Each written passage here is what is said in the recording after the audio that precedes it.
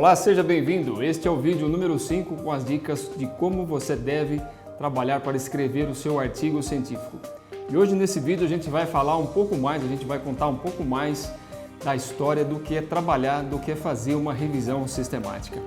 Mas antes, é preciso que vocês entendam uma coisa. Existe uma grande diferença entre o que é uma revisão narrativa e uma revisão sistemática.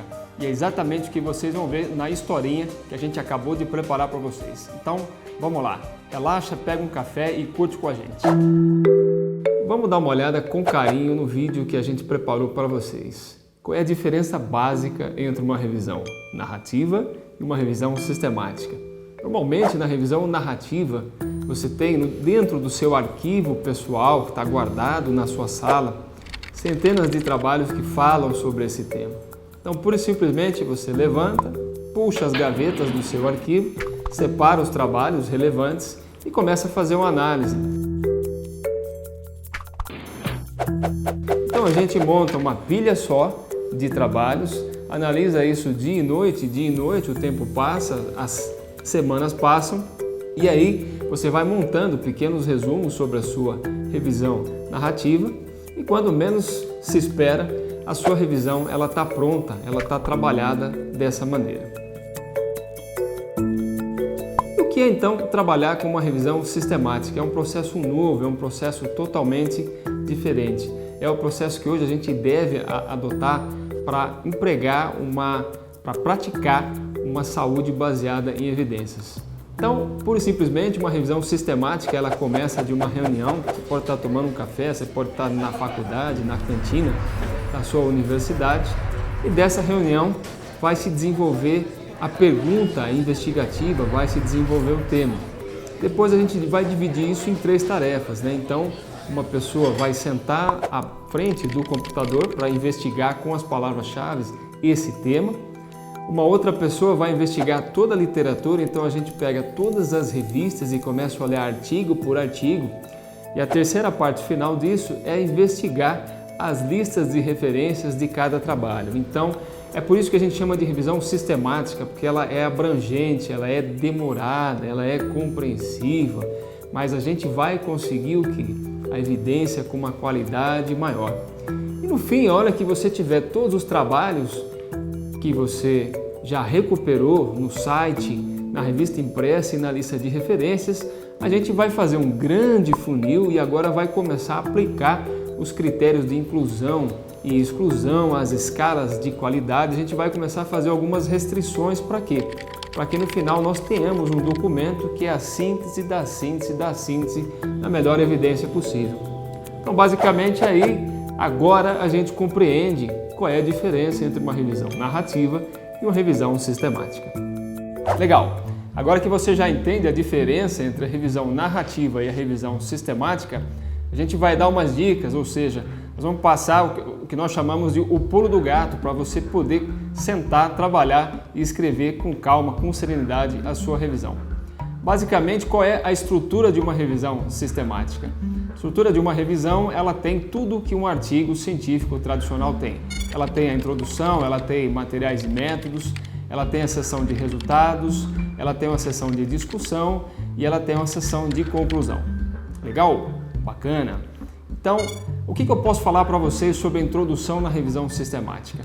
Ela é igualzinha à introdução que você já tem trabalhado nos outros vídeos que a gente tem ensinado algumas técnicas. Não tem nenhuma diferença. Na introdução você vai contar uma historinha, você vai vender o seu peixe e você vai terminar com o último parágrafo da introdução dizendo qual é a proposta do seu trabalho. O que é que muda então quando a gente escreve uma revisão sistemática? Muda um pouquinho a seção de material e métodos. Por quê? Porque em material e métodos você vai definir a maneira com a qual você vai trabalhar. E depois na seção dos resultados você vai descrever o que você encontrou. Então guarda isso que é muito importante agora. Ó, na primeira parte eu vou definir o que eu posso fazer. E na segunda parte a gente vai descrever o que a equipe encontrou efetivamente na revisão sistemática. Muito legal. Então, ó, a dica número 1 para vocês. A primeira coisa que entra em material e métodos é que eu tenho que definir uma pergunta. Eu tenho que definir o que eu vou investigar com a minha revisão. Então eu vou dar um exemplo muito simples aqui. Como é que a gente define uma pergunta? Então a gente tem que pensar num problema clínico primeiro, depois você tem que pensar naquilo que você quer testar na clínica, depois você vai imaginar o que você já faz de rotina no seu dia a dia, no consultório, e qual é o desfecho que você quer medir. Então é uma pergunta que tem 4 partes. Vamos dar um exemplo bem simples com isso dentro da implantodontia. Por exemplo, se você quer tentar entender se após colocar um implante ósseo integrado, a gengiva vai se retrair um pouco mais ou um pouco menos em função do tipo de terapia que você está fazendo. E você tem uma coisa muito bacana que você quer investigar na sua clínica, que são os pilares plataforma switching. Então você vai trabalhar com um grupo teste, onde você vai colocar esses pilares, e depois você vai trabalhar na sua pergunta com um grupo controle, que são os pilares de configuração normal. E tudo isso para quê? Para que no final, quando você examine o seu paciente novamente, a ideia é verificar se colocar um pilar teste é melhor do que colocar um pilar controle, ou seja, o que a gente quer entender aqui é se o pilar teste vai diminuir essa chance de recessão gengival ao longo do tempo, se ele vai aumentar ou se não vai haver diferença alguma entre colocar um pilar teste, colocar uma proposta nova ou colocar aquilo que você já está acostumado a trabalhar na clínica. Então sempre comece a sua sessão de materiais e métodos fazendo uma pergunta com essas 4 condições que você está vendo no seu vídeo. A dica número 2 é que depois que a gente faz a pergunta, algumas coisas são importantes. 2 coisas, aliás. A gente tem que definir quais são as palavras-chave que a gente quer trabalhar, qual é a estratégia de busca e que tipo de artigo eu preciso para a minha revisão sistemática. Então, por exemplo, eu vou continuar nesse assunto. Se eu quero fazer uma revisão sobre implantes dentários e plataforma switching, eu vou escolher as palavras-chave que eu estou acostumado.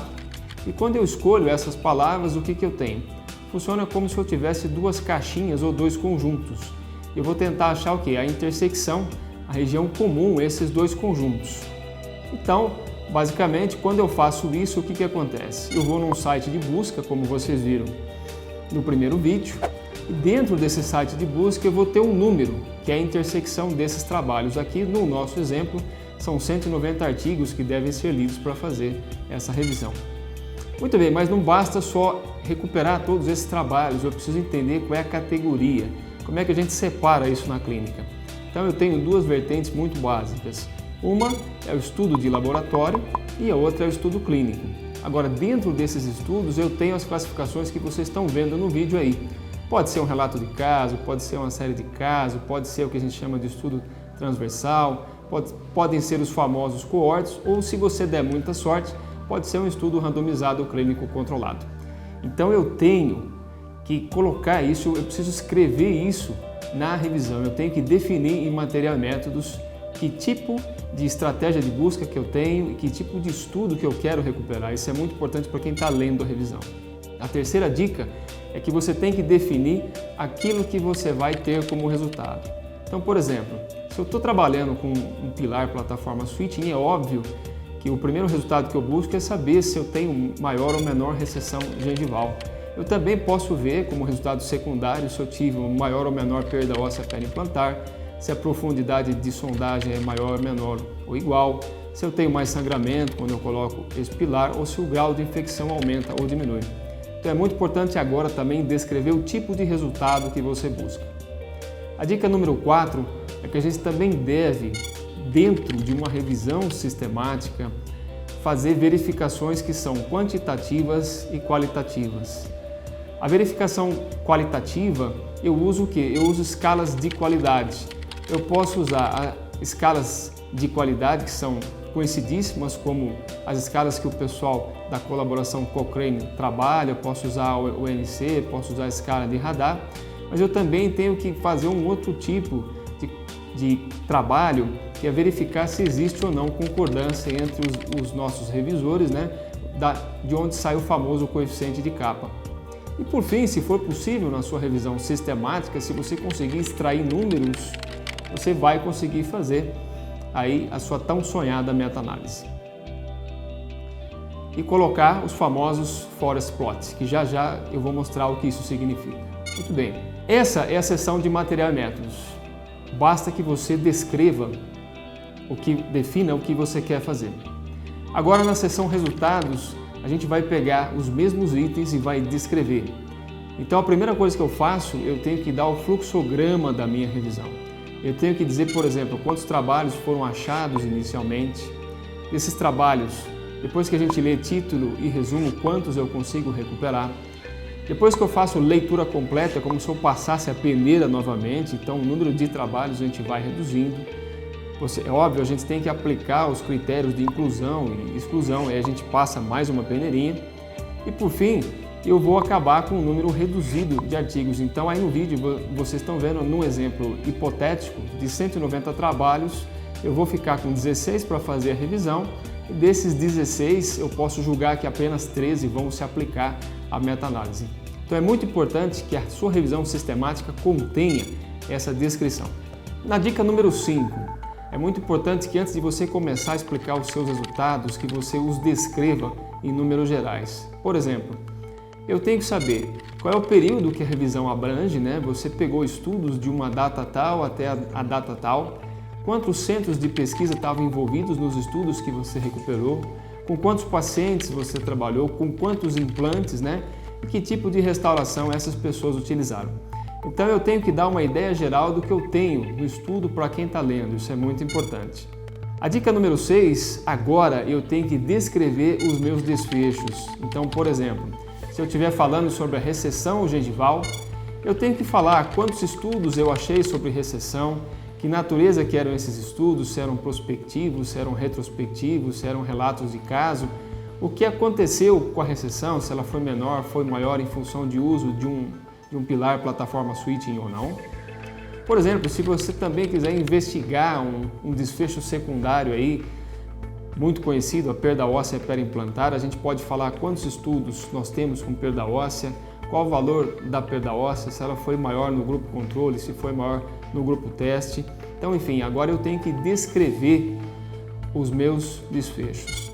Isso é muito importante para quem está lendo assimilar o trabalho que você fez e se aquilo que você fez está condizente com a prática clínica de quem está começando a trabalhar com isso ou não. A dica número 7, que é muito importante também, você tem que descrever a concordância entre os examinadores, né? Então o que a gente faz? Normalmente dentro de um grupo de revisão, como vocês viram no vídeo, lá no começo desse trabalho número 5, o que a gente faz? A gente reúne uma equipe e distribui as funções. E é muito provável que o que uma pessoa aceita como importante num trabalho, a outra pode não caracterizar. Então por isso, como a gente faz? A gente passa uma coisa chamada coeficiente de concordância e sempre escreve o valor desse coeficiente. Esse coeficiente ele vai de 0 a 1 e quanto mais perto do 1, melhor é a concordância entre os examinadores. E muito importante também dizer se há casos de discordância e quem resolve essa discordância dentro do trabalho, né? Não existe trabalho onde os autores concordam 100%, ok? A dica número 8, a gente também tem que descrever a qualidade da evidência encontrada. Então aqui a gente vai aplicar, por exemplo, as famosas escalas.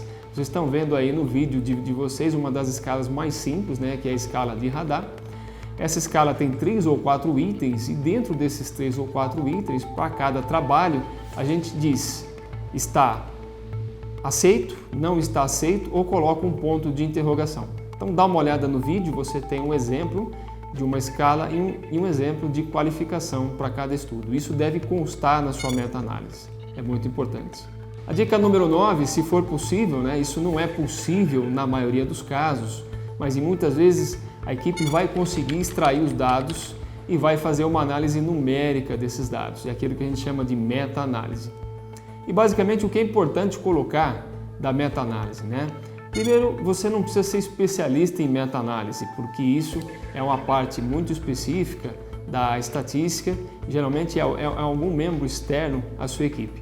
Mas você tem que pedir para ele duas coisas muito importantes. A primeira que você está vendo no seu vídeo é o que a gente chama de forest plot, né? Esse gráfico aí que é um pouquinho diferente, que contém um resumo da sua meta-análise, contém os intervalos de confiança, contém o efeito de cada estudo e contém um resumo dos efeitos. Então esse é o primeiro ponto importante da sua meta-análise. Todo o trabalho de revisão científica que tem uma meta-análise deve conter um gráfico dessa natureza. O segundo ponto, que é talvez mais importante do que o gráfico, é o teste de heterogeneidade entre os estudos, né? Onde você vai verificar o quanto da variação na sua meta-análise é real, né? Onde você vai verificar a variância e vai descrever também, vai fazer uma análise descritiva dos números que você está vendo agora na sua tela. Por fim, a gente entra com a seção de discussão e conclusão, já comentado várias vezes nos outros vídeos que você está vendo aqui com a gente, não tem nada de diferente disso, mas eu vou colocar a dica 10, que é a última dica. Toda vez que a gente vai trabalhar com discussão e conclusão, numa revisão sistemática, a gente procura fazer um resumo. Então dá uma olhada nesse exemplo. Normalmente a gente costuma fechar, o estilo de fechar uma revisão sistemática é fechar com uma frase dizendo se houve ou não diferença estatisticamente significativa entre aquilo que era a proposta nova que você estava querendo investigar e a proposta controle que está apresentada na literatura. Depois a gente escreve alguma coisa sobre a qualidade da evidência, né? Você está vendo aí no seu vídeo, por exemplo, hipoteticamente, qualidade da evidência ser razoável, as amostras serem pequenas, né? Estudos de curta duração, os desenhos dos implantes que influenciam muito nos seus desfechos, nos seus resultados. E por fim, o que acontece? Você tem que dar uma resposta ou alguma pista para o seu clínico, a maneira como ele vai trabalhar. Aqui no nosso exemplo, a gente escreve assim: o uso do plataforma Switch na clínica não está mostrando benefício clínico algum. Tá ok? Muito obrigado, espero que vocês tenham gostado dessa série de 5 vídeos em nome do professor Antônio Salum. Nós, os editores científicos da revista Implante Neospério, agradecemos a audiência de vocês. Muito obrigado ao nosso diretor executivo, Haroldo Vieira, e à VM Cultural Editora, e muito obrigado à Movie Filmes, que pacientemente nos ajudou na produção desses 5 vídeos. Nós esperamos que vocês sejam muito felizes aí escrevendo os seus trabalhos. Qualquer dúvida, está aparecendo o e-mail aqui na tela, mandem um e-mail para a gente, nós responderemos para vocês com muito prazer, ok? Muito obrigado, sejam felizes e bons trabalhos.